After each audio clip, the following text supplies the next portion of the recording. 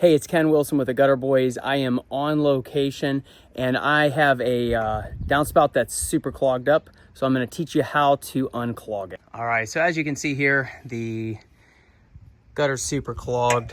You got water basically, you get that little leaf floating in there, you see that? So that's bad. So as you can see, lots of basically like erosion in the mulch. You can even see like down here, you can see water's just dripping. It's got nowhere to go. So we're gonna go ahead and unclog it. All right, so let's go ahead and get this bad boy unclogged. So you're gonna have to get your hand wet. That's just part of it. But a lot of times you can see, right? There is not much debris in here. You can see it's starting to go, and booyah. I mean, that debris is just racing down.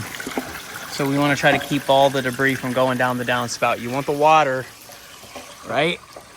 You want the water to go down, but you don't want the debris because that can clog the system up down below.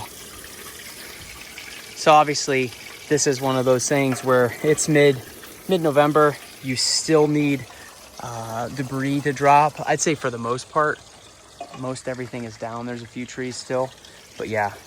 So that is how to unclog a downspout.